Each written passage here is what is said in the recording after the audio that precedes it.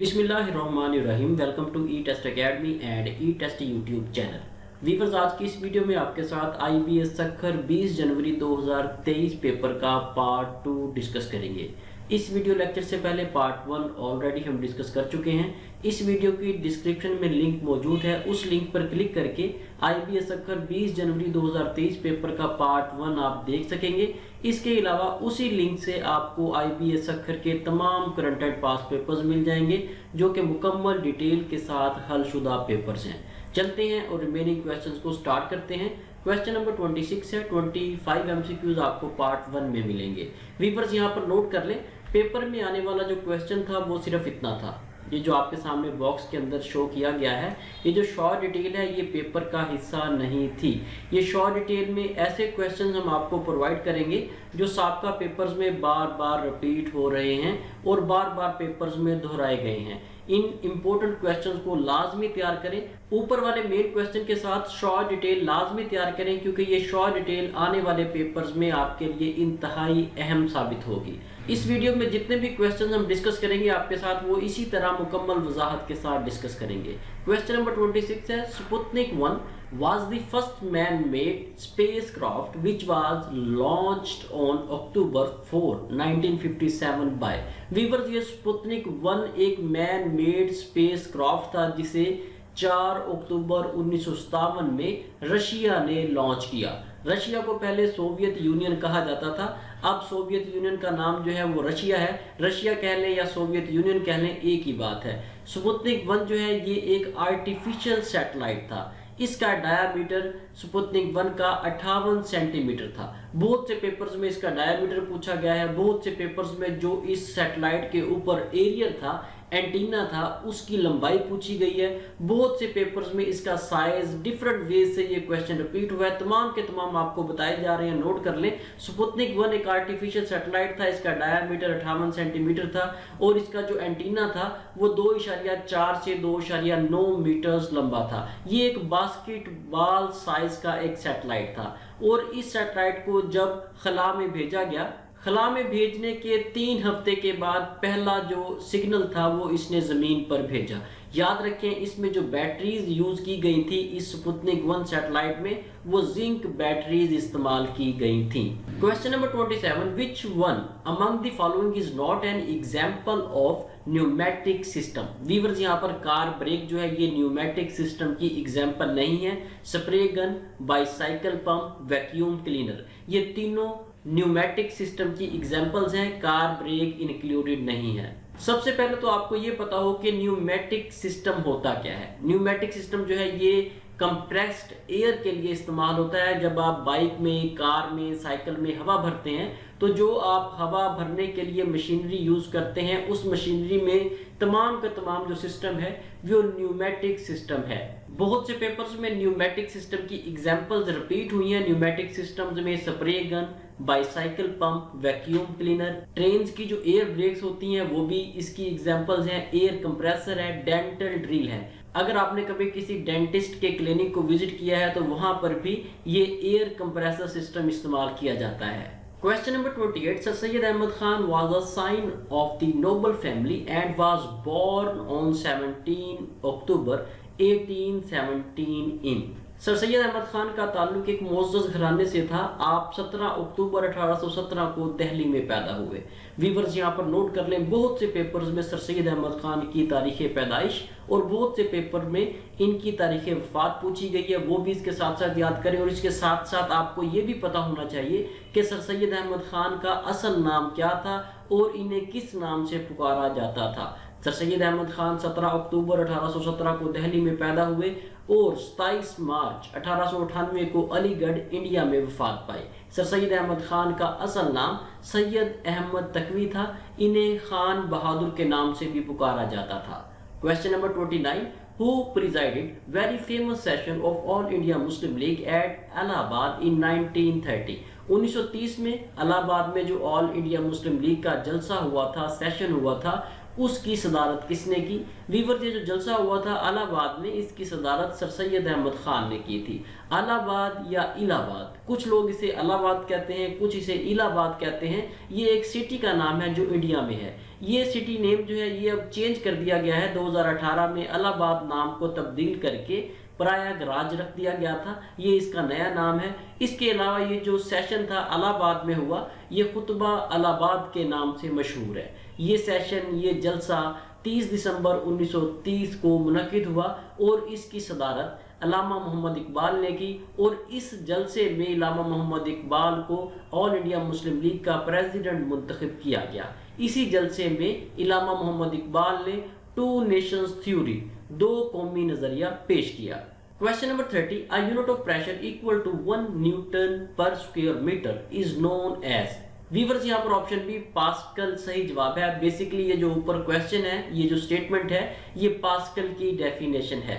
Pascal जो है ये प्रेशर का यूनिट है और पास्कल को पीए से रिप्रेजेंट किया जाता है। वीवर्स यहाँ पर कुछ और इंफॉर्मेशन लिखनी थी लेकिन जल्दी में शायद याद नहीं रहा एडिटर को, कंपोजर को। वीवर्स यहाँ पर नोट कर लें कि एक तो इकाई है, एक यूनिट है प्रेशर का, दूसरा है वर्क का, तीसरा है पावर का। ये तीनों जो यूनिट्स हैं बहुत से पेपर्स में रिपीट हो रहे हैं, इसलिए प्रेशर के साथ साथ आप वर्क और पावर का यूनिट भी याद कीजिएगा ताकि आने वाले पेपर्स में आपके काम आ सके। इसके साथ साथ व्यूअर्स, अगर आपको हमारी ई टेस्ट एकेडमी की ये स्ट्रगल पेपर्स को डिस्कस करने का तरीका पसंद है तो कमेंट सेक्शन में अपनी राय का इजहार जरूर करें, वीडियो को लाइक जरूर कर दें। और इसके साथ साथ अगर आपने अभी तक ई टेस्ट एकेडमी का ई टेस्ट यूट्यूब चैनल सब्सक्राइब नहीं किया तो हमारे इस चैनल को सब्सक्राइब कर लें ताकि फ्यूचर में लेटेस्ट सॉल्व पेपर्स की अपडेट्स आपको बर वक्त मिलती रहें। इसके साथ साथ व्यूअर्स नोट कर लें, ई टेस्ट एकेडमी ने IBS सक्खर ग्रेड 5 से लेकर ग्रेड 15 तक के पेपर्स की तैयारी के लिए मौजूदा और साबका पेपर्स को हल करके नोट्स तैयार किए थे। उन नोट्स में मौजूदा 20 जनवरी 2023 का मुकम्मल हलशुदा paper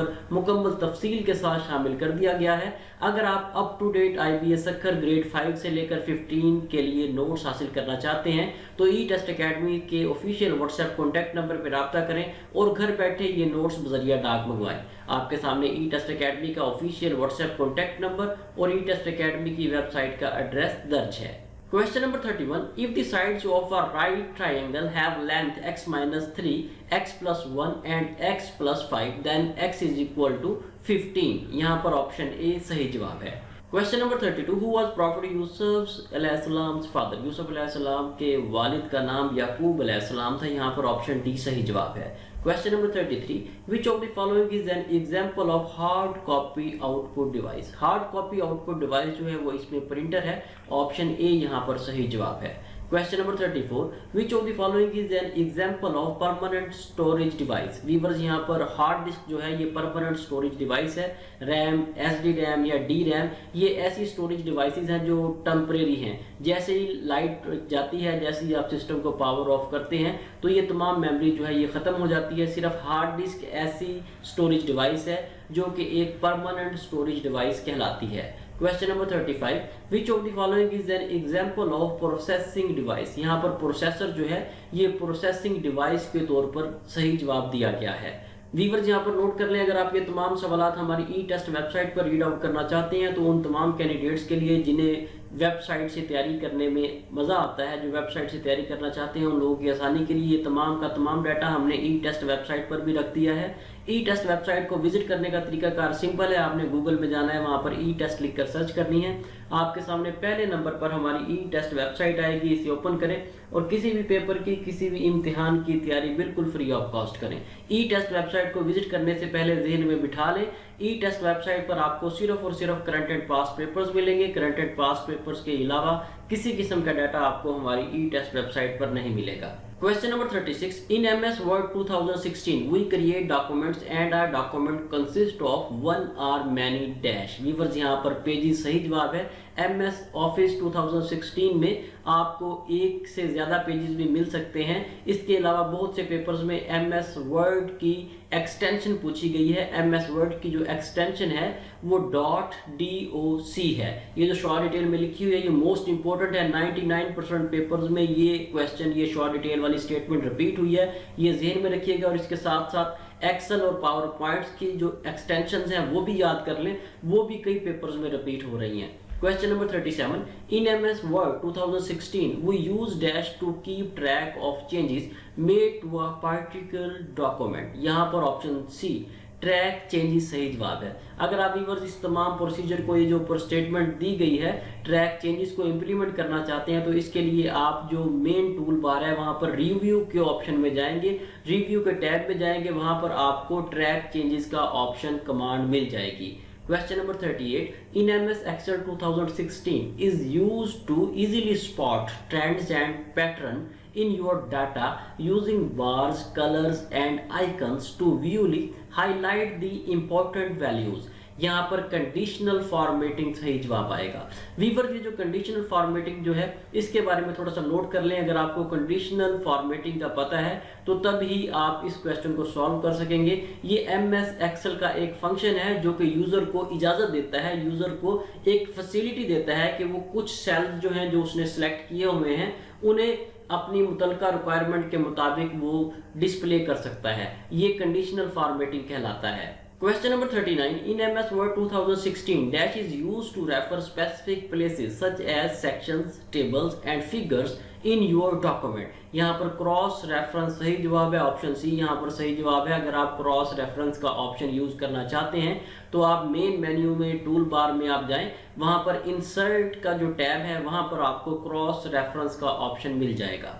Question number 40. In MS Excel 2016, dash option is used to quickly calculate rows and related data by inserting subtotal and totals. यहाँ पर subtotal ऑप्शन ए सही जवाब है। व्यूअर्स यहाँ पर नोट कर लें, ई टेस्ट अकेडमी ने ई टेस्ट मोबाइल ऐप लॉन्च कर दी है। ई टेस्ट मोबाइल ऐप बिल्कुल free of cost mobile app है। आप इसे गूगल प्ले स्टोर से डाउनलोड कर सकते हैं। इसे डाउनलोड करने का तरीकाकार सिंपल है। आपने गूगल प्ले स्टोर में जाना है, वहां पर ई टेस्ट लिखकर सर्च करना है। आपके सामने पहले नंबर पर हमारी ई टेस्ट मोबाइल ऐप आएगी। इसे डाउनलोड करें और किसी भी पेपर की, किसी भी इम्तिहान की तैयारी बिल्कुल फ्री ऑफ कॉस्ट करें।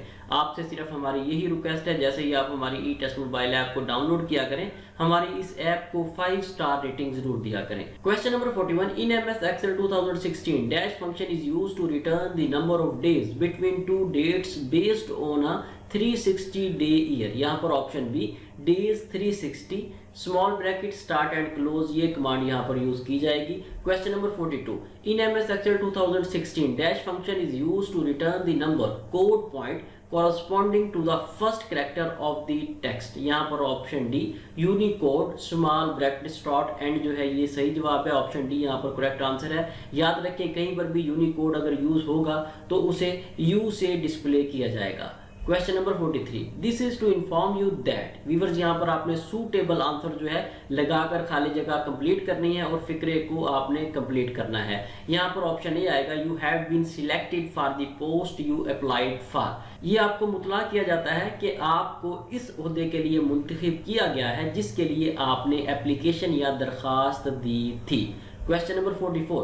Dash you will consider my request favourably. मुझे उम्मीद है कि आप मेरी दरखास्त पर एहसन तरीके से गौर फरमाएंगे। यहाँ पर खाली जगह में ऑप्शन बी आएगा I hope that. Question number 45. Find out the antonym of underline word. यहाँ पर जो वर्ड अंडरलाइन किया गया होगा आगे के 5 सेंटेंसेस में, वो आपने बताना है कि उसका सही एंटोनिम या सिनोनिम क्या है। यहाँ पर हम एंटोनिम को डिस्कस करेंगे, आगे जाके सिनोनिम हम डिस्कस करेंगे। They were excited about seeing the variety of school.